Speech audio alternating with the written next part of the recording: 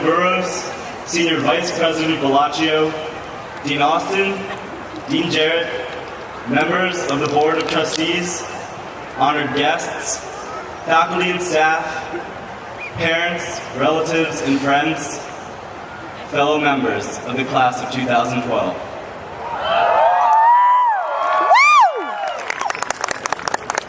Woo! 3 years, 8 months, 23 days, plus 1 leap day, and 17 and a half hours ago, at 5 p.m. on September 1st, 2008, we gathered at our freshman convocation in St. Joseph's Memorial Chapel, together as a class for the first time.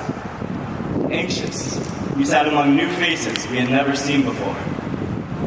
Each of us had been given a small stone upon entering, and we turned them over nervously in our hands as we learned about each other.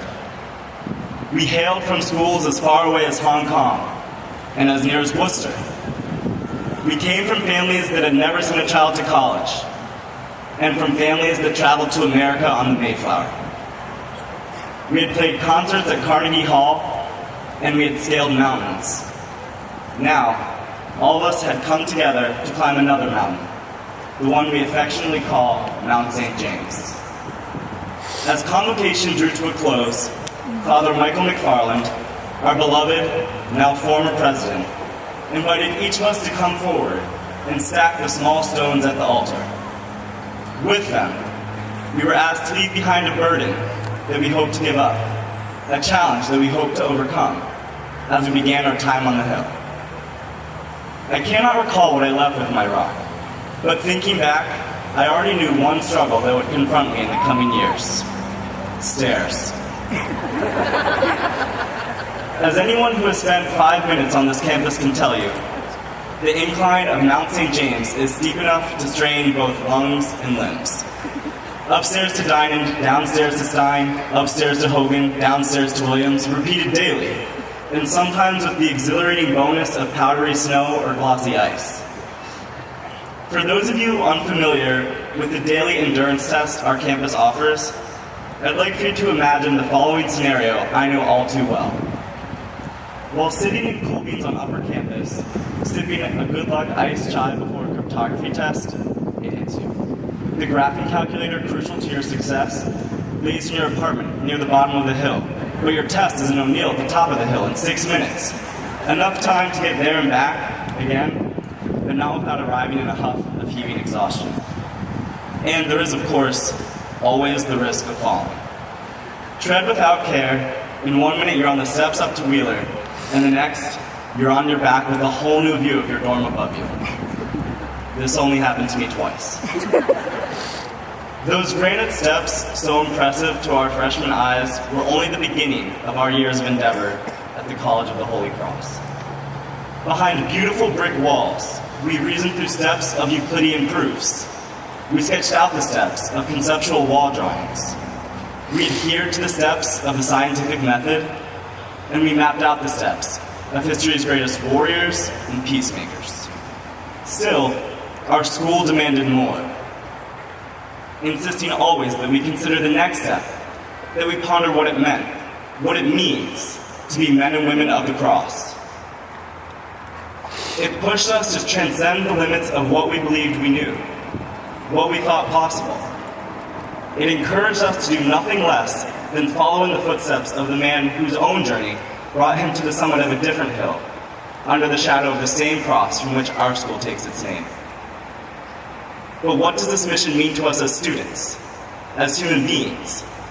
For those are no easy steps to follow.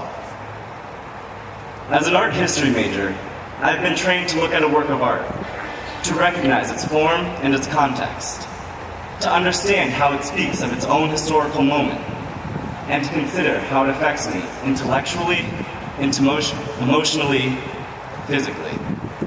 Art, like physics, literature, or economics, thus becomes a means to perceive and engage in the world more fully. What we have studied then, all of us, no matter what our majors, minors, concentrations, programs, is not, cannot be merely an end unto itself. What we have come to understand is that the disciplines we have adopted and the skills we have gained must always be informed by a spirit of faith-seeking understanding. What we have learned is a way of proceeding in a perilous and broken world that is desperately in need of us.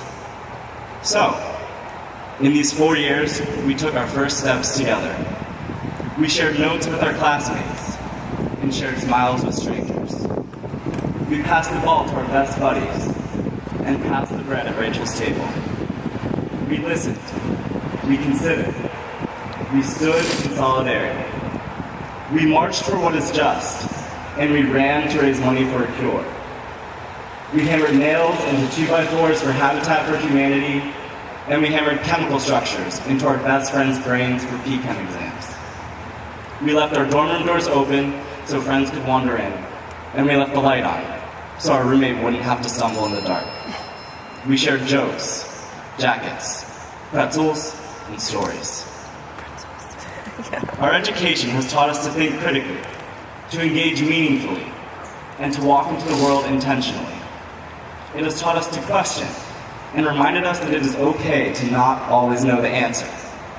Taught us that ambiguity is in fact a necessary condition for complex thought. Coaches and chaplains and counselors reminded us that it is vital to take time to think and to discern.